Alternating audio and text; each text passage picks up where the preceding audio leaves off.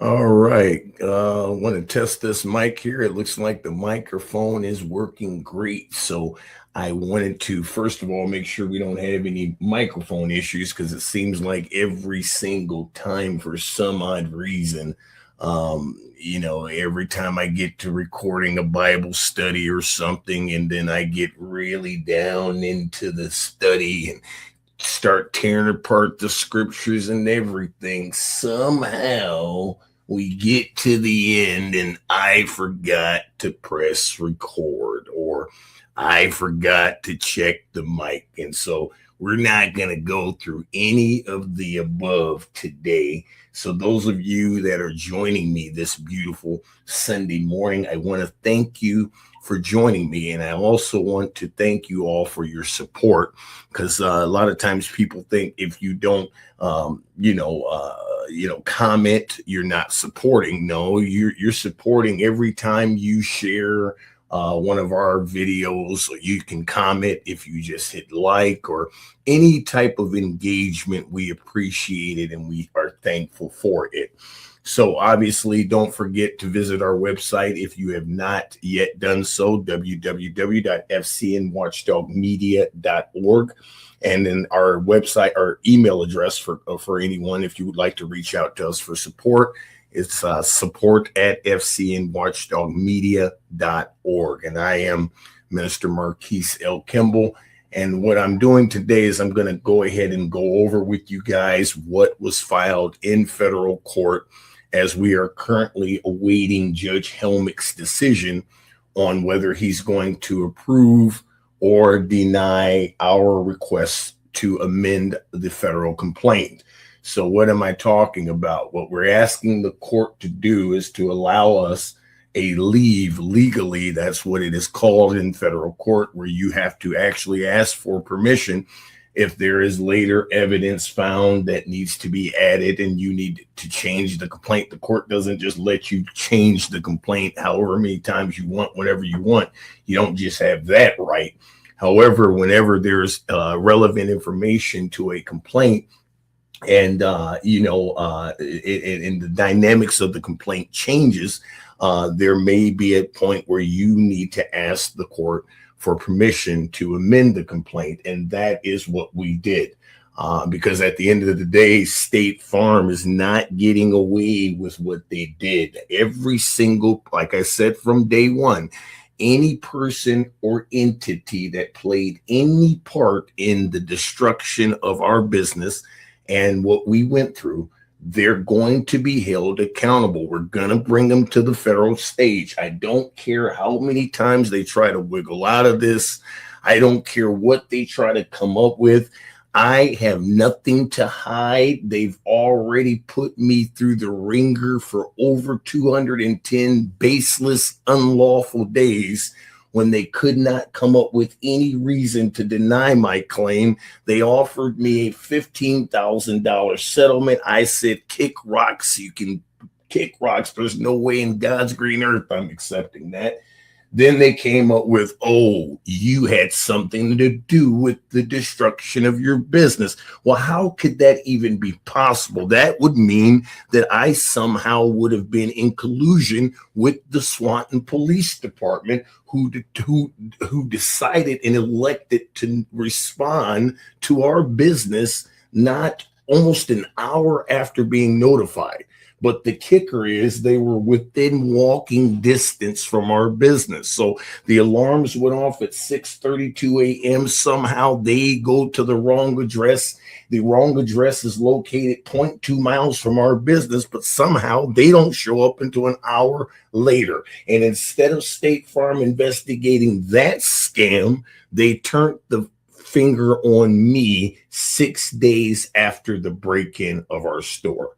And we're not going to stop until every single entity is held accountable for this garbage. This is a scam, and we've allowed it to go on too long. And now the judge allowed us to reopen the complaint. And now we're asking him to allow us to amend the complaint so we can bring State Farm back to the party SHINAVER law firm back to the party, attorney Zach DeSilvis back to the party, and attorney Joseph SHINAVER Jr. back to the party. Why? Because there's ongoing problems that carried on into this year involving all of these different entities, and we're going to hold them accountable. And if we have to go through the federal court to get the relief we need, then that's what's going to have to happen. And if we don't get our answer there, there's a thing called appeals. So at the end of the day, SWANTON, this can be as long of a fight that you want this to be. And just make sure you, like I've said before, make sure you are telling your taxpayers that they're paying the bill, Mr. TOEPPE. Make sure they understand that they're footing the bill for your scam. You're trying to cover up the scam, and you're paying for it, not out of your own personal pocket, but out of the taxpayers' pockets. That's what makes you a clown, guy. You're defending a scam, and it's black and white what your officers did to me, and we're not going to give up without a fight. It's just not going to happen, guy. We're going to be at this thing every single day, every single hour. We're going to keep sharing it across our platforms. I don't give a damn, guy. You're not going to get away with the fact that you are the leader of that complete area, and for some reason you did nothing about what went down with our business. And I'm supposed to believe that your police station just somehow caught on fire and everything was destroyed 18 days after we got this case reopened? I mean, that right there should be an investigation. And don't think for 1 second that Fcn Watchdog Media is not going to contact the Ohio Department of Insurance to make sure they're aware of this suspicious scam, because I can't say I have facts, but it's my own personal opinion, which I'm entitled to, that this is a grade A scam. Because how does a brick building that's been up for multiple years just somehow burn down to the ground? Oh, let it burn all the way to the ground, huh? I'm supposed to believe that scam? No. I believe that that was a way to get rid of records of how you mistreat African Americans. Because as we were digging, we found evidence of the long-standing mistreatment of African Americans by the Swanton Police Department, disregarded and ignored by the current sitting scamified mayor that's doing nothing about his officers and the mistreatment of African Americans. This is all documented. So, Mr. Mayor, you can't run from this. You're trying to sweep it under the rug. You've got attorneys making those sly comments and telling people what type of an attorney goes to the court and says, what does the plaintiff want us to do? Give him his DNA back? What the hell do you mean? So if I stole your DNA and told you, what do you want me to do? Give it back? How would you feel? So it's okay. You're entitled to violate my rights and say it on federal docket papers that you did it and you don't give a damn about it. But I'm not entitled to retaliate by taking your ass through court because of what you're doing. No, that's not the way this goes. I take you to court because you're going to be held accountable. I don't give a damn how many years it takes. That's the bottom line. So, Swanton, again, I hope you are prepared to be in this for the long haul, because it looks like your scamified mayor wants to do this for the long haul. So it doesn't matter to me. It's going to be you guys footing the bill. So let's get into what was filed in response to the scam of what they filed. So what I'm covering with you guys is specifically what was filed in the court. So we're going to go over that right now. This is my response. The Honorable Judge Jeffrey Helmick allowed me to have the final say on the docket. So we're going to go through this. It's 21 pages, but part of it is attachments that we don't need to cover. We're just going to cover the actual motion itself, or the actual response itself, and then the attachments. I'll kind of give you a summary of what they are, but then this is just for you guys to understand what this is, so you understand, if you're in this position, how you need to formulate your documents, how things need to look for the courts, because at the end of the day, this is important. If it's not formulated this type of way when you're going before a court, you're going to get rejected. So this is a educational moment. I am not an attorney. I cannot give you any legal advice. So please don't email me. You guys are emailing me, asking me legal questions, and I'm going to respond the same exact way that I am to everybody else. No matter what you see me do in court, I got the balls on the spine to do it. So don't think that you're going to call me and ask me for some advice, and then I somehow get wrapped in your trap of practicing law unlawfully. I am not an attorney, and I cannot give you any type of legal advice. This is strictly educational, and you can do whatever you want to do with that. But I'm not going to tell you what to do. I'm going to tell you to contact an attorney. Now, if you want to become pro se and learn, well, then that takes you sitting down and learning the law like I did. I sat down, and I still, every day, I spend hours and hours. If you're not willing to dedicate that into it, then don't come talking to me about pro se, because pro se means that the court's going to hold you accountable to the same count that they hold an attorney. So if you go in there not knowing what you're talking about or quoting the wrong stuff, you're going to look like an idiot and face getting a slap on the wrist by the judge. So if you're saying to me you want to be pro se, well, it takes sacrifice and dedication. That means turn the damn TV off, turn off your scam, sit down and pick up the Constitution and learn it.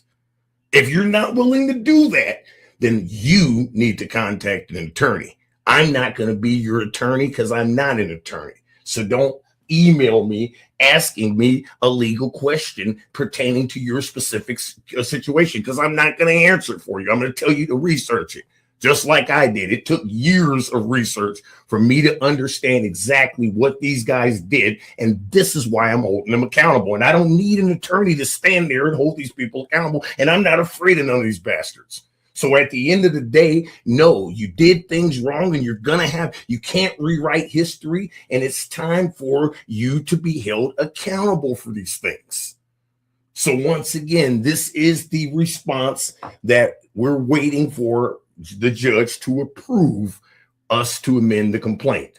They already gave their little stupid response trying to label me as vexatious. We went over that in the last video. So they're basically asking the court to bar me from being able to file lawsuits, and everything I'm filing is frivolous and this and that and the other. They did not once address any of the allegations, any of the violations, nothing in the complaint. They just spent their entire time trying to label me as a vexatious litigant, and I'm harassing them. No, I'm not harassing. How about you're harassing me because you still have my damn DNA, you stupid bastard? How about that? You're the one that's doing the harassing, not me. When you tell me to my face on legal documents that you have my DNA to this day, and you're just going to laugh it off like it's not important, well, then I want to come by your house and snatch up your DNA and your kids' DNA. Hell, let me have your husband's too. And I want it, and I want to hold on to it, Miss Molly Davis, until I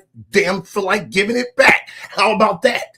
If I can't do that to you, then you don't get the right to sit there and laugh it off like it's not important. It's important because these bastards can still at any given time put my DNA, my personal DNA on a crime if they wanted to. Why? Because I'm in their system unlawfully. They weren't supposed to do that to me and my sister. I was trying to be, cordial and I've never been in trouble, so I'm trying to follow the rules. And then it had to take my family and my friends to tell me, no, they literally violated your rights on camera, and you did not, and you allowed it to happen. It took me learning what they did to me for me to be able to hold them accountable in federal court. If I don't give a damn if you're mad because I'm doing it, if you don't have the balls to do it when somebody does it to you, well, then go through life spending your money on attorneys and hoping for the best. I'm not going to do that. If you violate my rights, you mess with me and mine means me or my family members. You do something to one of us, guess what? I'm gonna hold your ass accountable. I don't care if you're a pastor. I don't care if you're a business owner. I don't give a damn who you are. If you think you're gonna get away with violating my rights and you're not gonna be held accountable, then you are sadly mistaken. That's the bottom line. So here we go. In the United States District Court for the Northern District of Ohio, Western Division, Marquise L. Kimble plaintiff versus Swanton Police Department, Neil TOEPPE and John Jane Doe's 1 through 10. Because I don't know the scamified officer if he's still there or whatever. I think we can get his information because it's on the police report. But yeah, I don't know. So when you're forming a lawsuit and you're in the beginning stages and it's multiple people that violated your rights and you don't know their names, the court's perfectly fine with you addressing them as John and Jane.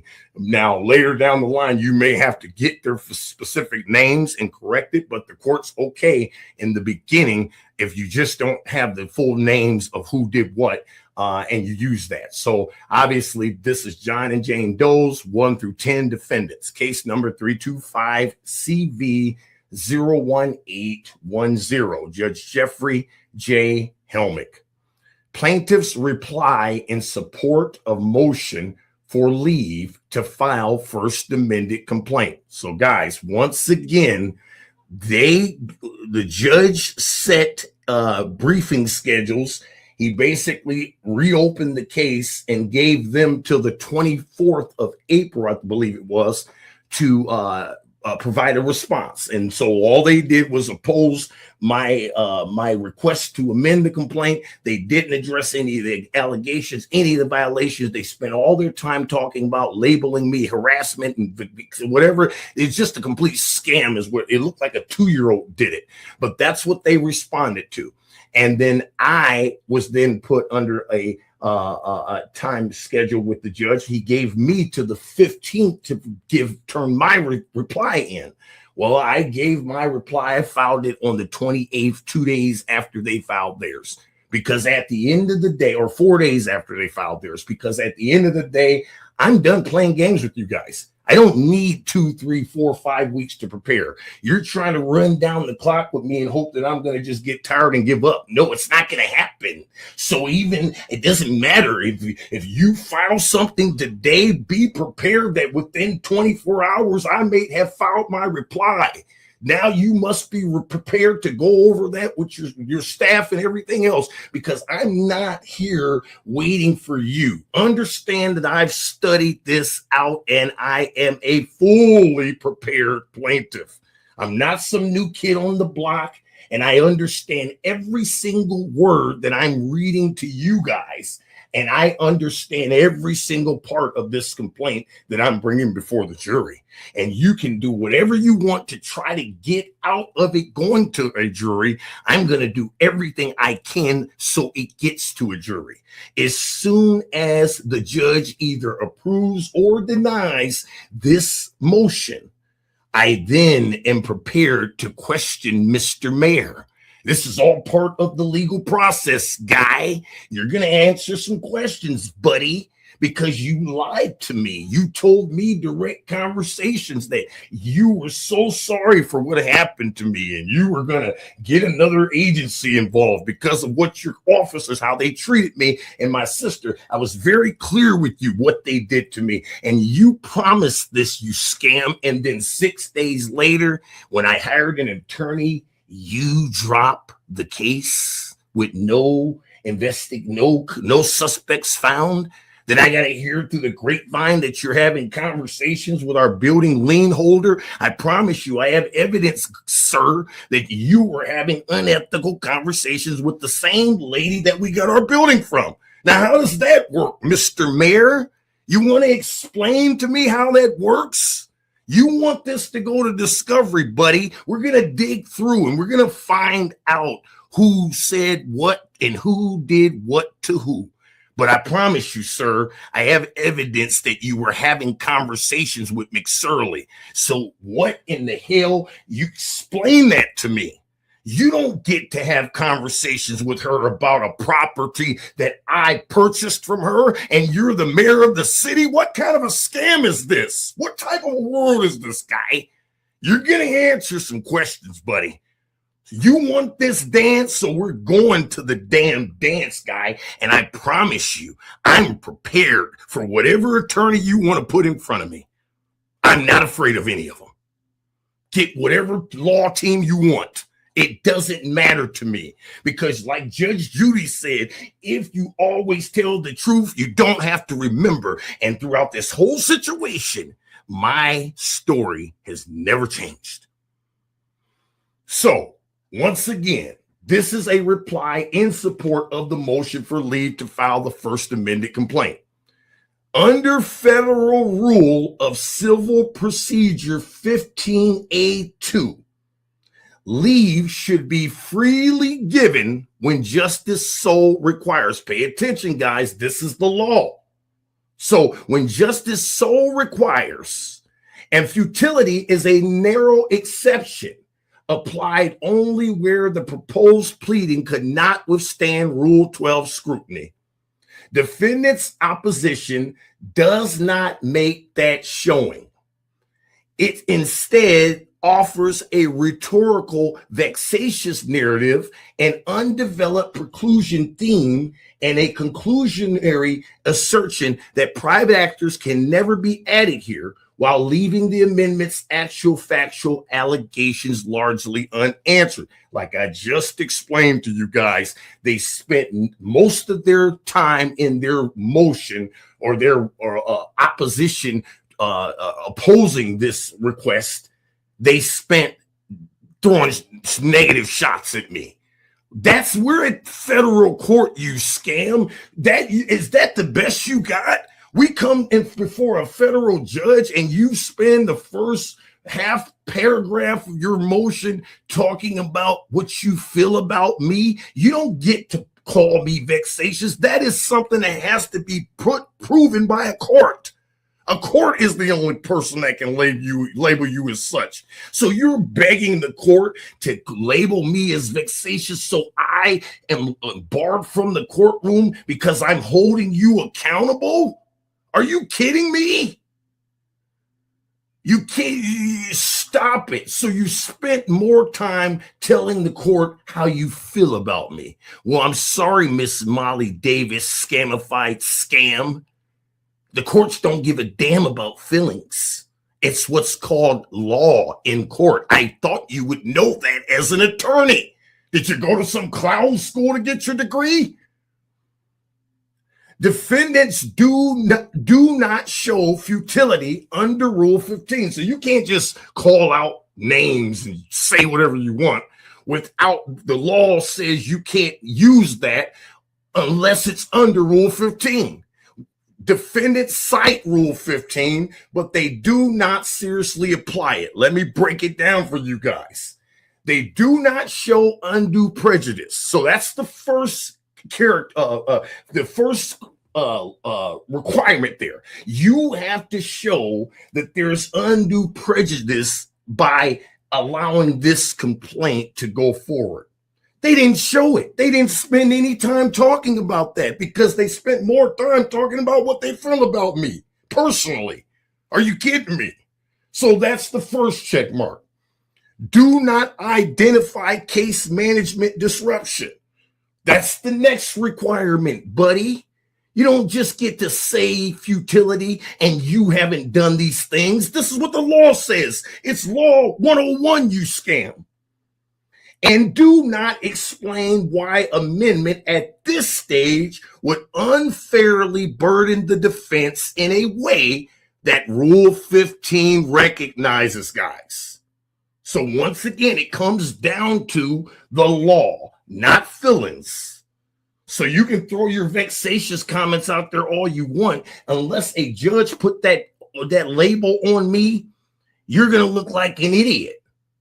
You're looking like we're in first grade and you're just going to call me names. We're in a federal dance here, lady. It's time for you to dance. Where's your argument at? Because I'm sure in the hell ready for you, or whoever else you guys hire. Just make sure you tell the taxpayers that they're paying for it. Be honest, Mayor. Go tell Swanton how much they're paying to defend a scam, instead of you being a man and telling them what happened and telling them how your officers neglected my business, telling them how your officers took my DNA and won't give it back to this day, and my sisters. How about that? Tell the truth to the damn public instead of hiding behind your office, sir. Instead, they asked the court to deny leave because plaintiff has pursued related matters elsewhere, and because they view the proposed claims as undesirable. Because once again, it's not about what you view them as. It's what's legally lawful in court. If you can't show law in court, you're wasting the court's time. I'm not in federal court without a legal argument. I've done my homework. Once again, I studied it out. I don't need somebody to explain this to me. That is not the Rule 15 standard. The proper question is not whether defendants believe plaintiff will ultimately lose.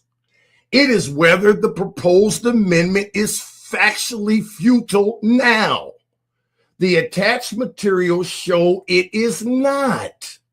They identify concrete factual allegations tied to coordinated conduct, retaliatory motive, misuse of process, stigmatizing litigation positions, and circulation of non-public insurance information, all arising from the same broader sequence of events surrounding the 22 crime loss and its aftermath. Let's stop right there. The courts don't like you. You can't prove why you need an amended complaint if you got 17 different issues spread out all over the place. The court's going to say, get out of here. You can't have an amended complaint. Get out of here. Go. No, it doesn't make any sense. When you are in position and you're asking the court for an amended complaint based on what we just read, I'm saying to the court, listen, this all was from one event. So it doesn't matter if the Swanton Police Department wants to say it wasn't me, if the State Farm agent Jeff Lambert wants to say it wasn't me, if the former McNeil's executive that called me impersonating the Swanton Police Department and nothing was done about it wants to say it wasn't me. It doesn't matter who. All of this stuff has related to one incident. The break-in and vandalization of my business. And it started with the Swanton Police Department. Because had they been on time, none of this would be an issue today. But see, the problem is somebody has to explain to me how they went to the wrong address right across the railroad tracks and the alarms are going off. But somehow they don't show up until over almost an hour after being notified. Somebody's got to explain that to me. I worked as the finance manager at McNeil Chevrolet for 7 years. And there are plenty of mornings that I showed up at that dealership early in the morning. And guess what the Swanton Police Department was doing? Sitting there in the parking lot, drinking their coffee and eating their damn donuts. So don't tell me at 6 o'clock in the morning, you were somewhere handling an emergency where you could not come right down the same street and address an alarm situation. No, you don't show up until over an hour later. Then I show up and probably 30 minutes after that, after you guys have already walked through and did whatever you want to my building. and then I get fingerprinted on the spot as the suspect and I own the business? Somebody please explain that to me. I'm so angry to this day that I was so innocent with this and was doing what I thought I should be doing. And the whole time that son of a bitch was doing illegal stuff to me because he wanted to cover up the fact that they were late. He didn't want to look like to the public we were late. So let's find a way to put it on him. And then they couldn't find my prints on any of the stuff in the store. But did they say, oh, sorry, we took your DNA. Here's it back. No, he didn't do any of that. You don't get to do that to people, and you're not going to get away with it. Part 2, the vexatious accusation is unsupported and does not substitute for legal analysis. So let's talk about that.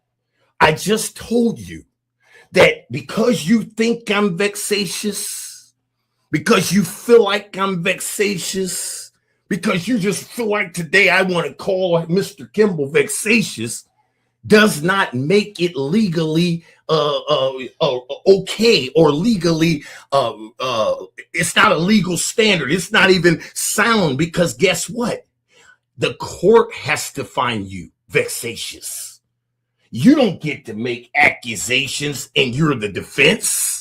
So you're going to, instead of answering the damn complaint and the allegations in front of you with the evidence to support it, you're just going to go right past all of that and then just start attacking my character. It's an accusation. That's what this is.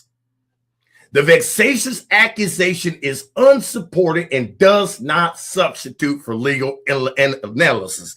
You can't just say I'm vexatious, Miss Molly Davis, because you feel like you're mad you have to fight with me in court. Defendants repeatedly label plaintiff vexatious and ask this court to consider restricting further filings. This is what SWANTON Police Department is doing right now. They're trying to, instead of standing up and facing the music, they're going to keep doing things to cost you guys the money, SWANTON. That's what they're doing. They're just going to, so every time a motion or anything is drawn up, you're paying for it. Do you think the mayor's stroking the check? So he doesn't give a damn. He doesn't care what happens. But I'm telling you guys right now, that's their argument right now that you're paying thousands of dollars for. How much do you think that they have already spent litigating this? It's been over a year. We're talking north of $100,000 that the community's paying for already. So it doesn't matter what they say. We're going to the dance. And like I said, I'm not the one that's trying to change the story here. The story has remained the same because it's been the same story since day one. And you guys think you're going to rewrite history. You can't, because I have all the cards. I have all the history. So, the brief cites no controlling standard for such extraordinary relief. So you can't just say it and you don't have any legal argument to back up your scam. So you want to say, label him as vexatious, judge, please, right now. Well, where's your legal standard attached to that of why I should be labeled as such? You should know these things, Miss Attorney. You're a dumbass. Let's just be honest. And does not perform the analysis required to justify it. So again, you can't just say it and it hasn't been determined by a court and you did not apply what's your legal law basis of why you're saying it, and you didn't perform the analysis. That should have been in the same motion, dumbass. Aren't you an attorney once again? That should have been in your brief. If you're going to use the word vexatious, I pray that the judge slaps you on the wrist because you should know better. I don't even have a law degree. I know you can't just throw words around because courts don't give a damn about your feelings. You're calling me vexatious because you're tired of having to come back to court to litigate something that you're trying to bury. You don't want the public to know what happened. No, we're going to talk. We're going to the dance. I'm going to do everything in my power to make sure that this goes to trial. You guys don't want to settle it. So you obviously want the dance. You want the public exposure. You want them to be looking at you like, what are you doing? Why are you paying for a defense that's your best argument? He's vexatious. Oh, he's harassing. That's your best argument? Where's the law behind it? More importantly, the brief repeatedly treats prior filings as though they were equivalent to final merits adjudication. So let me explain that to you guys. If I had went to court with each of these specific people that I'm adding or asking the judge to add as co-defendants, and it had already been determined a decision on those defendants, then I would not be able to come and say amend the complaint because I didn't like the judgment. This is what SHINAVER's trying to do with the protection order. He doesn't like the fact that his dumbass lost, and he lost 3 times, and instead of taking it like a man and accepting it, he wants to keep up the fight so he can keep my case against him in Lucas County frozen. So he's telling the judge that, hey, I'm appealing this case, but not telling the judge that there's only an oral argument left because I am asking the appellate court to hear my oral argument because 3 times I lost my argument, and now I don't like that. Tell Judge Navarre the truth, guy. That's what I'm saying. You guys like to manipulate and scamify everything you can. Tell the damn truth. I'm telling the truth. Why can't you guys? Oh, that's too much for you guys to do. I forgot. You have no standards. Because if you did, then you would not be playing the game, SHINAVER, and this dumbass attorney, Molly Davis, who looks like worked McDonald's reject. That's what she looks like. Because if you looked at the law like we just talked about, there are things that you cannot do. And so the way their motion was written, they tried to make it seem like I have already litigated all of these matters and they've already been determined by a court. Now, if that was true, then the court would be able to say, oh, this is frivolous. Guy, you can't just relitigate something because you don't like the decision. But she left out a whole lot of factors here. I never got to see a jury. I never got a day in court with State Farm. That's the whole reason, because the scam happened between my former attorney that worked at SHINAVER Law Firm, the attorney at State Farm, the judge that made the decision. They all went into the courtroom, and I'm the plaintiff and never got to see a judge.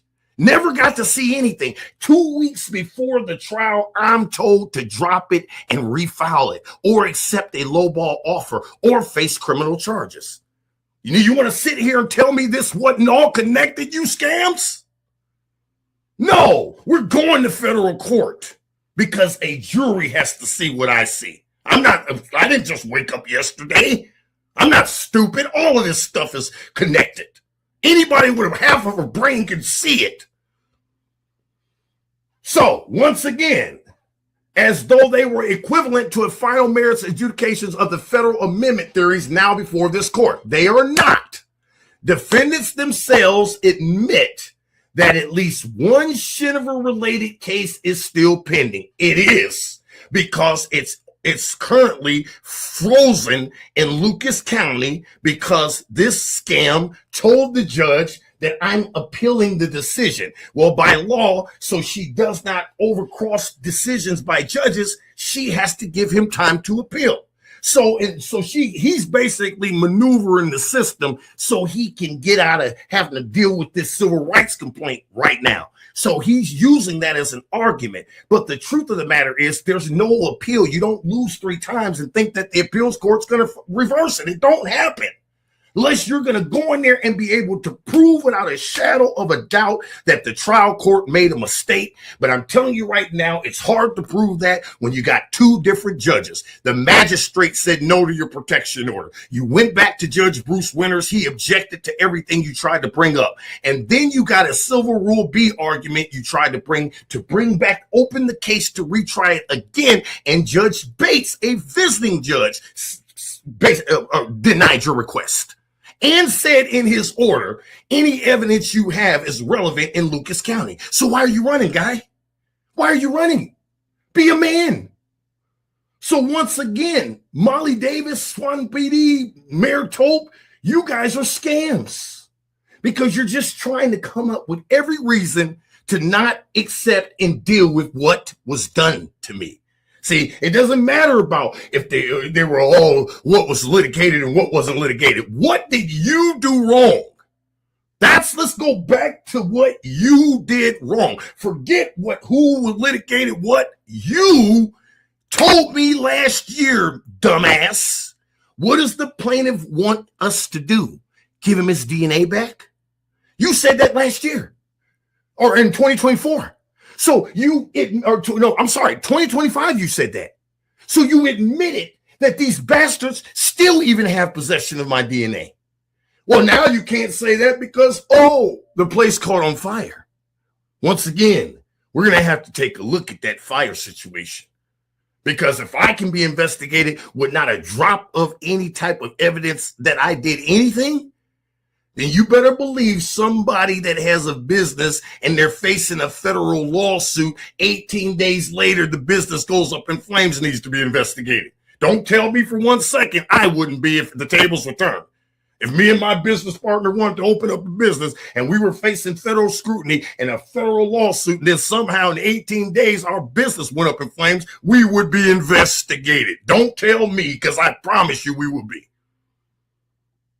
But what, they get to wiggle out of this and destroy records in between? Get out of here. But guess what? We got evidence on how you treat black people out there, so you can't run from it. So, they admit that at least one SHINAVER-related case is still pending. A pending state case is not a final judgment. You should know this, attorney, dumbass 101. You should know this. So why are you going in my backyard and looking at what I got going on in other courts, trying to use it in your argument, costing the taxpayers that much more money? Why are you doing that? You're an idiot. Because at the end of the day, you should know better. You should have seen that this case is all tied up because of SHINAVER. That's the only reason that this case has not went forward in Lucas County. Go talk to him why he's playing these games, because he doesn't want to look like an idiot. Nor do a summary judgment ruling on one bad faith theory, not even with State Farm, a limitations dismissal on a defamation theory, and dismissal of an Ohio Supreme Court mandamus action automatically foreclose later federal civil rights amendment theories involving additional actors, additional facts, and different legal elements. That shuts you down, SWANTON. Plaintiff's core point is straightforward.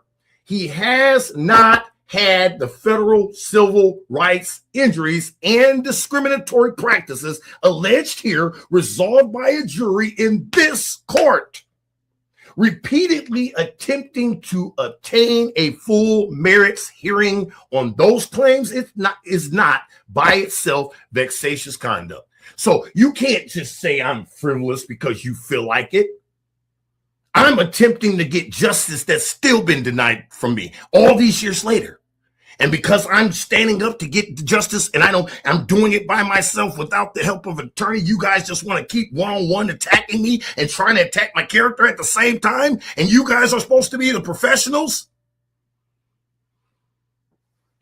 SHINAVER should be disbarred for what he's done. Defendants never perform a true preclusion analysis. The opposition says plaintiff is attempting to sue the same parties. What do you mean? I never got to sue any one of them. Let's talk about that, you scam. For the same conduct. No, it's not the same conduct. State Farm didn't have anything to do with you bastards taking my DNA.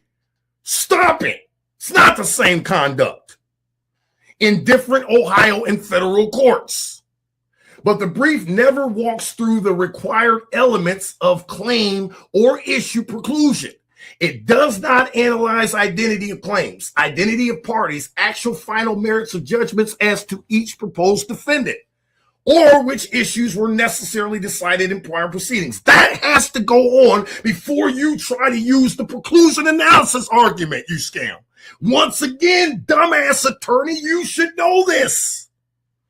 You think the federal judge is going to just go through this and not apply the law?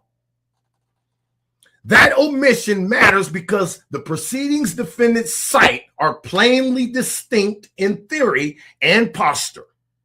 A Fulton County bad faith insurance action, a Lucas County defamation case, and an Ohio Supreme Court mandamus action, and a state Lucas County case involving protection order related conduct, and this federal civil rights case.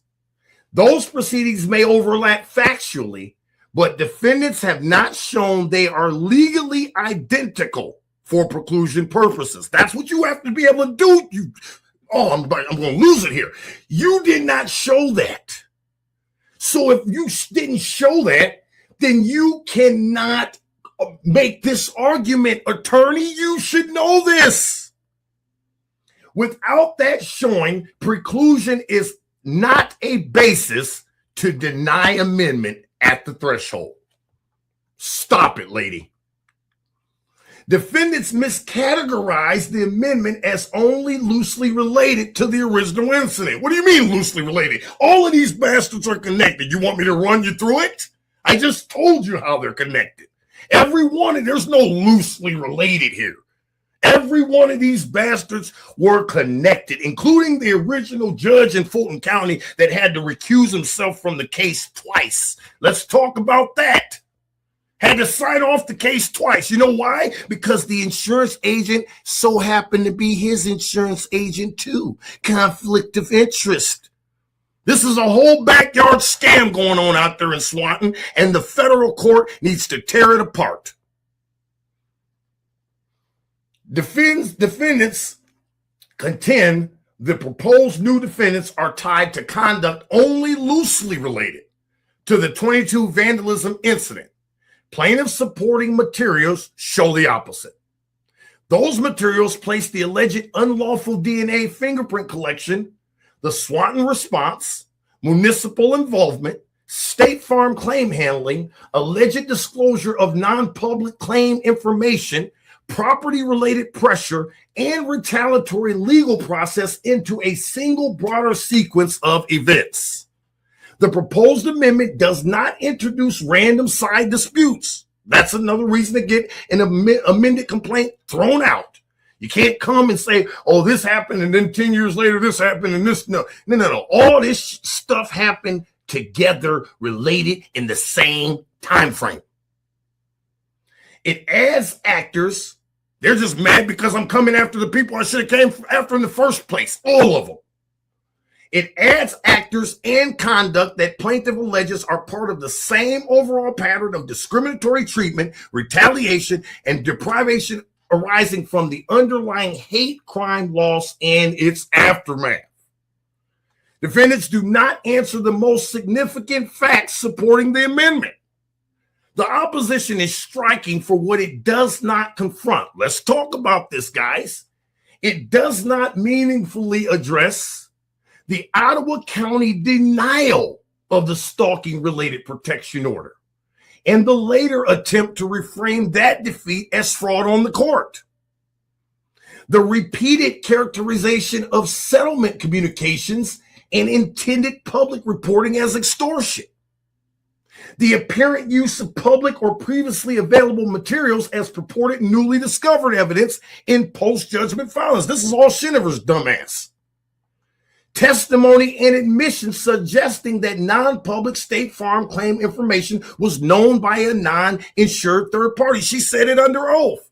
She said under oath that she talked to State Farm's corporate office and they told her our claim was denied. That's illegal.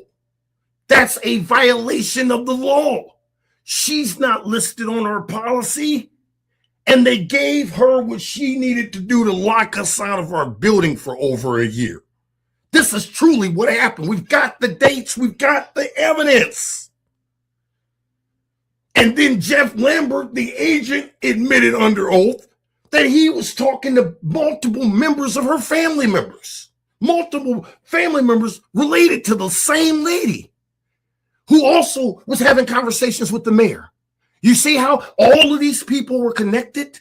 And you don't think I'm going to bring this in front of the federal judge, you scams? Stop it. I'm not an idiot here. And I've done my homework. It took me a good 2 years to study this out. You know why? Because your civil rights attorneys are scams. You can't find them unless there's a casket involved. That's why Reverend Al Scampton is a scam, because he never shows up when you're needed for real. It's always when somebody's passed away, unfortunately, or somebody has been hurt. Other than that, you can't get no help. So I had to do this myself. And guess what? They broke multiple laws, and they're going to be held accountable. The broader allegation that municipal actors, insurer-related actors, and private attorneys operate from the same narrative, while plaintiff was treated as the wrongdoer rather than the victim. These are specific allegations supported by record materials. Defendants do not rebut them with equal specificity. So wait a minute. If you're on the opposite team, why didn't you even address any of this? They instead dismissed the entire amendment effort as harassment. So not only did they try to label me as vexatious, they then come back and try to attempt to label me as harassing them by filing a complaint in federal court, guys. Understand what I just said to you. Swanton Police Department, Mayor Neil TOEPPE, the village of Swanton, Ohio, would rather label me as harassing them for filing a complaint for what they did than addressing the misconduct. That's what we need to understand here, guys. They would rather label me as harassing them because I'm asking the federal court to put their asses on the stand. So what type of America are we in if I can't hold you accountable in the court of law when you mistreat me?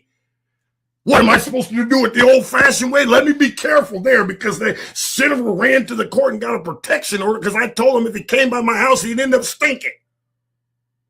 So let me be careful there. But you're basically telling me that the courts don't matter. No, the courts do matter, and they're put in place for situations like this. The De Silva's argument improperly recharacterizes all claims as malpractice.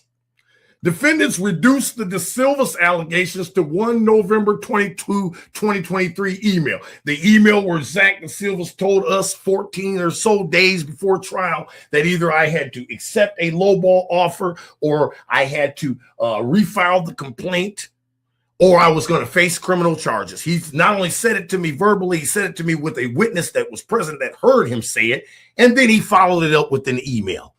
And that is part of the docket. She's trying to say that all of this is because of his one email. No, let's walk through this, shall we?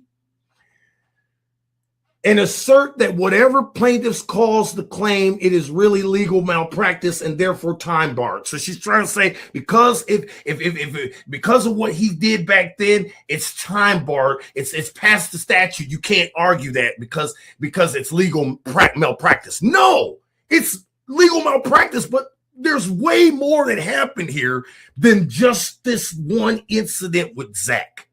Zach spent the whole time as my legal attorney telling me not to go after the police because I would ruin my bad faith claim against State Farm. And I got witnesses that are coming on the stand to prove that as well. So do we really want to go here and play this dance and cost your taxpayers all this money to prove the scam? I have all the receipts. The amendment theories reflected in plaintiff's materials are broader than negligent legal advice. They include allegations tied to the use of non-public or privileged insurance information, pressure concerning property and settlement, and participation in a larger part of retaliation and deprivation following the underlying loss. Defendants offer no careful accrual analysis for those broader theories. They simply pick one communication and declare all claims dead. That is not enough to render the proposed amendment facility futile. So factually futile. So the reality is you can't just say what you want. You gotta back it up with law. The SHINAVER related allegations are not refuted on their merits. Defendants describe the proposed SHINAVER related claims as very loosely alleged legal malpractice. No, they're not. What do you mean? This guy filed a protection order on me because I told the public what his partner did to us. Threatening us with legal trial. I told the public that, and he was stalking me. When I caught his ass stalking and told the public that he was stalking me, he went to court and got a protection order on me, unlawfully. And then on record told the court that he wasn't afraid of me. Are you kidding me? Said to the court, hey, I'll tone it. If you just would agree to tone it down, I'll cancel all this. Or however he said it. What do you mean? Tone it down? So you're telling it on the record that the reason we are in this court, wasting the court's time and more taxpayer dollars is not because you're afraid, but because you don't like what I said about you online. That's called First Amendment, guy. You don't get to control the narrative when you were the one doing the wrong things, violate misconduct. You don't get to control the narrative, you scam, especially on my platforms. It identifies public docketed filings showing a progression from an unsuccessful stalking petition, here we go, to later accusations that plaintiff committed fraud, perjury, and extortion, based substantially on the settlement communications and public advocacy materials. It also identifies factual weaknesses in the newly discovered evidence rationale because much of the cited material appears to have been public or available earlier. Those facts support plausible theories of retaliatory motive, misuse of legal process, stigma, and continuing harm. Defendants do not answer the allegations on their own terms. Defendant's State Farm argument ignores the actual evidence supporting the amendment. That's the way I'm gonna say it. Y'all know it. Defendants portray the State Farm portion of the amendment as merely another attempt to challenge claim denial. No, I never got my day in court with these bastards you scam. Go show me a camera of me in court with State Farm. Go find it. If you can show me that, then I'll take that scam. I never got a day in court because of the coordinated scam that I believe was coordinated between the attorneys and State Farm. Plaintiff's draft materials show why that description is materially incomplete. Those materials identify testimony and admissions supporting the inference that claim denial information was not ordinarily public, that a non-insured third party learned of the denial, and that non-public claim information may have circulated outside normal channels. The materials also describe delay, SIU escalation, derogatory treatment, and communications bearing on bad faith, confidentiality, reputational, and coordination theories. Whether every State Farm related claim will ultimately survive later motion practice is not the issue now. Understand the law, guys. That's what the argument right now is. Should the judge should the amended complaint be granted? Not whether or not what I'm claiming in this complaint is legitimate. You think it's legitimate now. Of course, some of those claims against State Farm are going to probably be dropped later. Why? Because of statute of limitations, of course. But if you think for 1 second every single claim against State Farm is going to be dropped, you're out of your mind, because there's too much that happened here that they don't know I've kept records of. I was threatened by State Farm's attorney with criminal charges just by asking what is going on with our claim. I got threatened and told that I can't even call the office. I have to wait for her to contact me. And she took as much of time as she wanted to, eating up that time, that statute of limitations clock as long as she wanted to. Lori Thompson. Oh, yes, I'm bringing you back to the stage. And you better hope to God that Judge Helmet doesn't approve this motion, because if he does, I can't wait to serve you. I promise you, because you broke all types of laws and you don't get to threaten me, and you're the attorney for State Farm, and I'm asking you about my claim that they've taken over 200 days to make a decision on. Get the hell out of here. You don't threaten me with criminal charges, huh? You don't think I got record of that? You don't think I kept that evidence? It's on the federal docket now, State Farm. You want to keep paying for a defense that's going to fall apart in front of a jury? Defendant's principal legal argument is that the Silver SHINAVER, the firm, and State Farm are private actors and therefore cannot be liable under 1983, 1985, 1986, and 1981. Study those parts of the law out. You guys got to understand what the law is. But plaintiff's amendment does not rely on private status alone. It relies on joint action, coordination, and conspiracy. Like I've been telling you guys from day one. And once we get to discovery and we start getting phone records and emails, I bet you we're going to find out the scam. Now, this is strictly my opinion, and I'm entitled to that. And I know that people are watching me, so I know what I say can be used against me. So I'm going to say it again. It's been reported to me. Let me start it by saying that, and let me throw the word alleged out there. But I'm going to say my opinion is, somehow we're going to find some records of Zach getting a paycheck from State Farm of some sort. I believe he got some dollars out of nowhere, because how all of a sudden 14 days before we're supposed to go to the dance in Fulton County, after waiting a whole year to see a judge, after we had to wait for the judge to be replaced, all of this stuff goes on. We finally got to get in front of the judge, and you tell me that I've got to drop the case because I'm going to lose bad faith. What do you mean? How am I losing bad faith and I didn't even come to court? You're a scam guy. And I believe that the discovery, once we get this guy on the complaint properly, I believe discovery is going to show it, because something ain't right here. He's the same guy that talked us into giving up our property to the lady that burglarized us the second time. So I don't trust what went down. So at this point, settlement is off the table. We need to get into you guys' emails. We need to get into some phone records. We need to start talking to some people and find out what truly went down during that time. Because, Zach, I believe you got paid off. I don't care. I don't give a damn. You want to show it in court that I said that? Yes. Because I clearly said it's my opinion.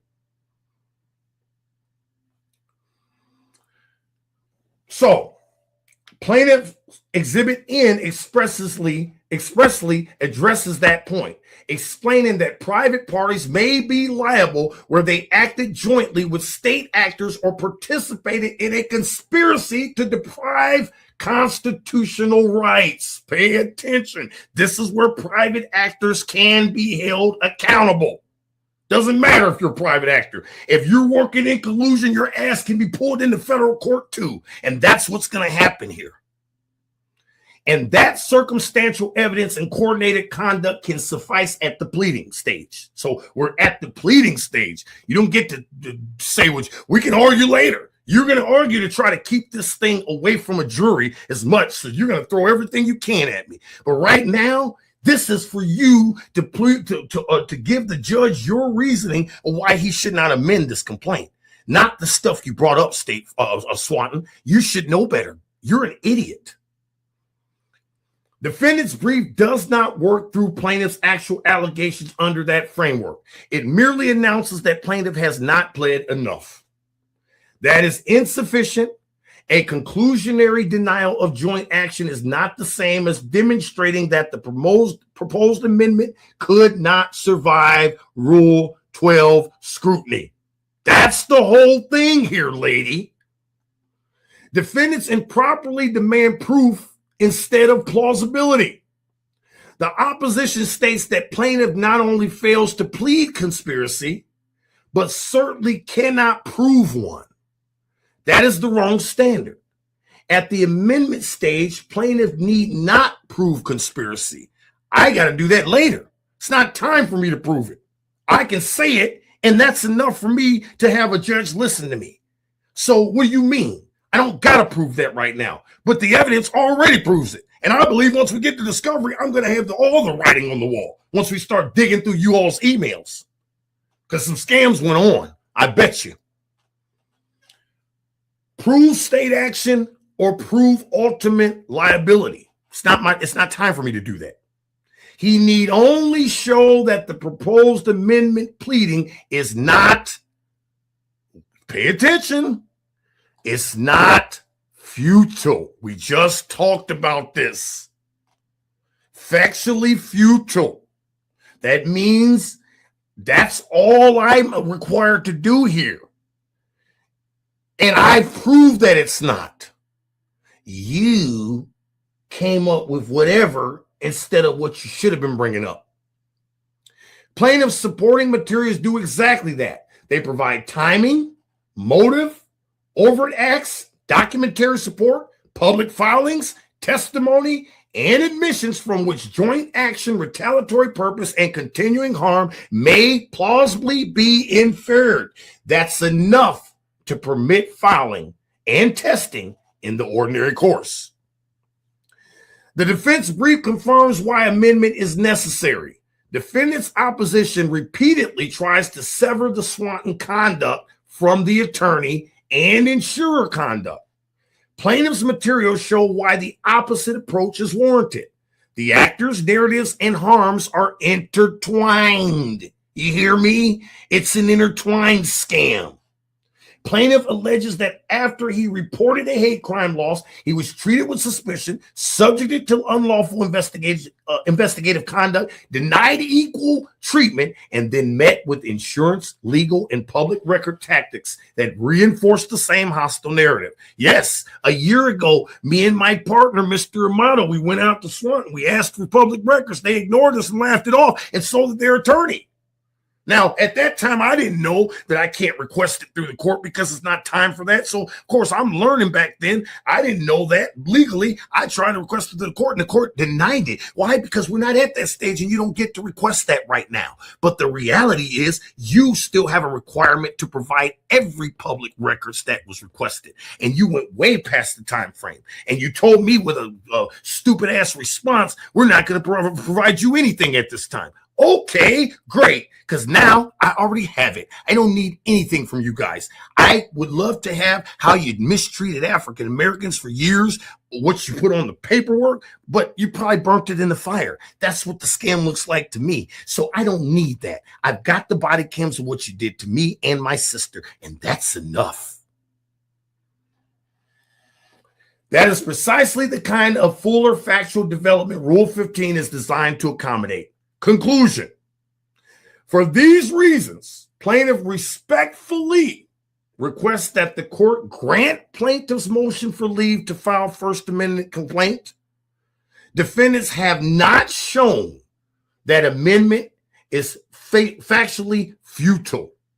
Once again, that was what they would have. That was what their job was. Not talk about their opinions about me. Their opposition relies on labels, not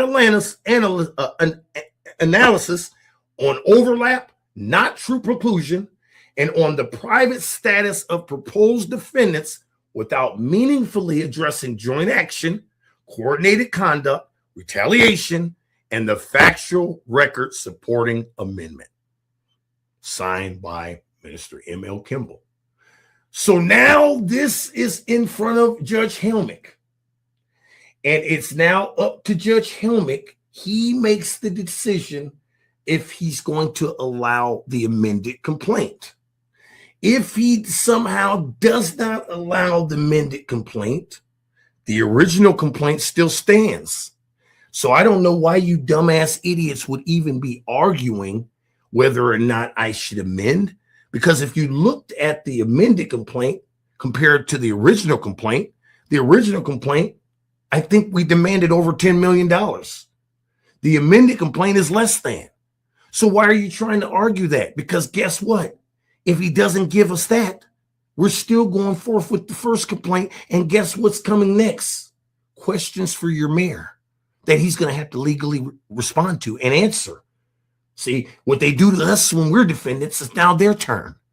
And at the end of the day, we're going to get down to the bottom of what happened. And the scam will no longer be able to hide. Somebody knows something. And we're not going to stop until you're held accountable.